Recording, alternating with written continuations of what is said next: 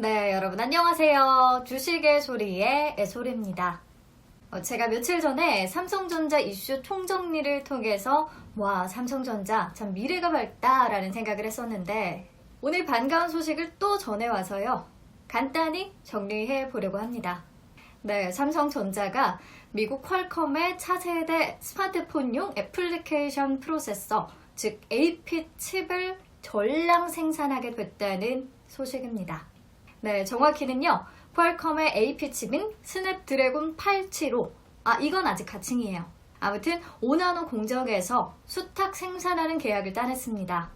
AP 칩은요, 스마트폰의 두뇌라고 불리는 아주 핵심 부품인데요.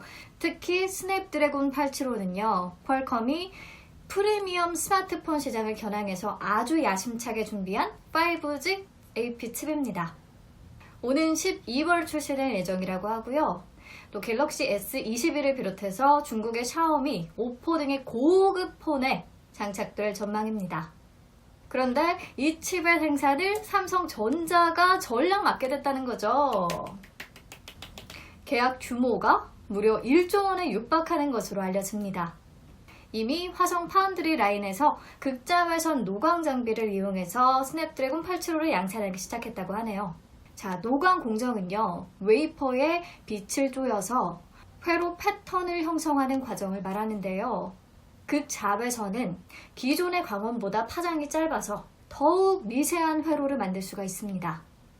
결과적으로 반도체의 성능과 전력 효율도 높일 수 있는 역할을 할 수 있다고 하네요. 아무튼 이번 수주가 더 의미가 있는 게 퀄컴의 주력 제품을 삼성전자가 전량 수주한 건 이번이 처음이에요. 스냅드래곤 875도 사실 세계 1위의 파운드리 업체죠. 대만의 TSMC가 위탁 생산을 따낼 것이다 라는 전망이 우세했는데 이렇게 삼성전자가 완전히 예상을 뒤집어 엎어버린 거죠. 그럴 수 있었던 이유는 아무래도 삼성전자의 기술력과 영업 전략이 잘 먹혔기 때문입니다.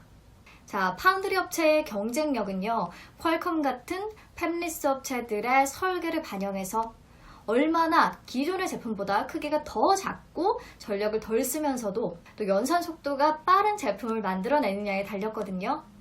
삼성전자는 현재 5나노 초미세 공정으로 제품을 생산하고 있습니다.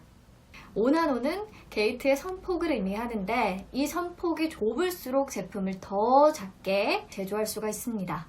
현재 이 공정으로 제품을 생산할 수 있는 기업은 삼성전자와 TSMC 딱 두 곳뿐이라고 해요. 이제는 정말 삼성전자가 TSMC와 견주어도 절대 뒤처지지 않는 기술력을 갖게 된 것 같습니다. 파운드리 후발주자이기는 하지만 단시간 내에 기술력을 끌어올리면서 TSMC와 비슷한 품질, 하지만 더 싼 가격을 앞세워서 TSMC가 장악해온 지금 업계의 질서를 완전히 바꾸고 있는 거죠. 전에도 얘기를 했지만 이미 올해 들어서 삼성전자가 따낸 신규 수주만 해도 IBM, 퀄컴, 엔비디아 여러 건들이 있죠. 여기에 더해서 최근에 인텔이 7나노 이하의 초미세 공정 진입에 어려움을 겪고 있는데 인텔과도 그래픽 칩 수탁 생산을 협상 중인 것으로 알려졌습니다. 자, 늘 그래왔듯이 삼성전자는 뭔가 위기 속에 더 빛을 발하는 것 같네요. 대단한 능력을 가지고 있는 것 같습니다. 자, 아무튼 이렇게 파운드리 시장에서 들려오는 좋은 뉴스들이 삼성전자에 대한 기대감을 더 높이는 이유는요, 앞으로 파운드리 시장이 급성장할 수밖에 없기 때문이에요. 5G, 인공지능 이런 환경이 확대될수록 반도체 칩에 대한 수요는 늘어날 수밖에 없고요. 당연히 반도체 설계를 전문으로 하는 퀄컴, 엔비디아, AMD 이런 팹리스 업체들의 주문이 몰릴 수밖에 없을 것이고, 그러면 당연히 또 이를 수탁 생산하는 파운드리 업체에도 주문이 늘어날 수밖에 없겠죠? 이렇게 선순환 구조고요. 그래서 파운드리 시장 규모는 계속 커질 전망입니다. 삼성전자가 이 파운드리 세계 시장에서 이제 막 제대로 평가를 받기 시작했기 때문에 앞으로가 더 기대가 될 수밖에 없다는 거죠. 자, 3분기 추정치 기준으로 삼성전자 파운드리의 점유율은 17.4% 정도가 되는데요. 올 4분기 또는 내년 1분기에는 처음으로 20%를 돌파할 것이라는 예상이 나오고 있고요. 올해 매출이 지난해보다 20% 이상 늘어서 또 20조 원에 육박할 것이라는 전망도 나옵니다. 물론 TSMC가 이런 상황을 가만히 보고 있지는 않겠죠. 이미 엄청나게 견제에 나서고 있는데요. 류더윤 회장이 올해 8,000명의 채용 공고 계획을 발표하면서 향후 2, 3년 뒤에나 가능한 2나노 공정 로드맵을 발표한 것도 그렇고요.